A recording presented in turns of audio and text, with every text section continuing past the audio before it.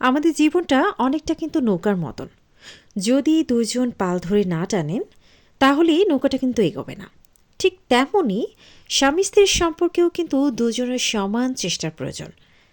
আর সমান চেষ্টা যদি না থাকে, অর্থাৎ একসঙ্গে যদি দুজন চেষ্টা না করে, তাহলে কিন্তু এই ভালোবাসার নৌকাটা এগিয়ে নিয়ে যাওয়া সম্ভব নয়। আসুন আজ একটু বলার চেষ্টা করি যে কিভাবে আপনারা স্বামী স্ত্রীর সম্পর্কটাকে সুন্দরভাবে টিকিয়ে রাখতে পারবেন। আমার কাছে মেইন যে পয়েন্টগুলো মনে হয়েছে সেই পয়েন্টগুলো আমি আপনাদের সামনে তুলে ধরার চেষ্টা করব। প্রথমতই বিশ্বাস ও সম্মানটাকে কিন্তু বজায় রাখা উচিত। বিশ্বাস ও সম্মান ছাড়া কোনো সম্পর্কই কিন্তু টেকে না। একজন আরেকজনকে বিশ্বাস করতে হবে এবং ছোট ছোট বিষয়ে সম্মান দেখানোর কিন্তু চেষ্টা করতে হবে। এই দুইটা দিক যদি ঠিক থাকে তাহলে দেখবেন সম্পর্ক কখনোই ভাঙবে না। দ্বিতীয়ত বলতে হবে, কথা বলুন, মন খুলে শেয়ার করুন। অর্থাৎ অনেক সময় আমরা নিজেদের কথা বলি না, যে আমাদের মনে জমা হয়ে থাকে। এতে আসলে হয় কি, ভুল বোঝাবুঝির তৈরি হয় আর সমস্যাগুলো কিন্তু আরও বেশি বাড়তে থাকে।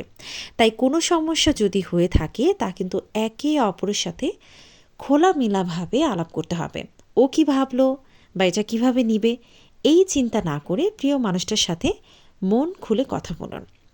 তৃতীয়ত বলতে হবে, ছোট ছোট জিনিসেই কৃতজ্ঞতা প্রকাশ করার চেষ্টা করতে হবে। আপনার সঙ্গী আপনাকে ভালো রাখার জন্য যেসব ছোট ছোট চেষ্টা করে তা কৃতজ্ঞতার সঙ্গে গ্রহণ করুন। অ্যাটলিস্ট তাকে ধন্যবাদটুকু দিন। বলে ফেলুন, তুমি এটা করেছ, ভালো লেগেছে। এমন ছোট ছোট কথাগুলো কিন্তু সম্পর্কটাকে অনেক বেশি শক্তিশালী করে। চতুর্থত বলতে হবে, একে অপরের সময় দেওয়ার ব্যাপারটা। আজকালকার ব্যস্ততার জীবনে আমরা কিন্তু আসলে আমাদের জীবনসঙ্গীকে ওইভাবে সময় দিতে চাই না, বা সময় দেওয়ার ব্যাপারটাকে ওভাবে গুরুত্ব দিই না। বিয়ে হয়েছে মানেই আমরা কিন্তু মনে করি যে সে আমার সাথে আবদ্ধ রয়েছে।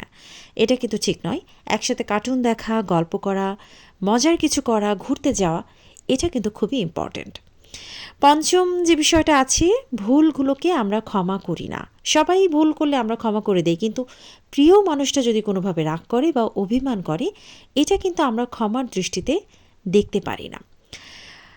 এবারে আসি, ষষ্ঠভাবে যদি বলতে চাই তাহলে সঙ্গীর চাহিদা বুঝতে হবে। অর্থাৎ আপনার সঙ্গীটা কি চাইছে, তার মন কি চাইছে, সে কতটুকু সঙ্গ আপনার কাছ থেকে চাইছে, এটা বুঝতে হবে।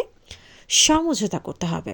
সর্বোপরি বলতে পারি, ভালোবাসার বন্ধনে আপনি যদি আপনার প্রিয় মানুষটাকে বাঁধতে চান তাহলে সম্পর্কের প্রতি যত্ন নিতে হবে। আপনাদের সম্পর্কগুলো কেমন করে টিকছে জানাবেন। ভালো থাকবেন। আল্লাহ হাফেজ।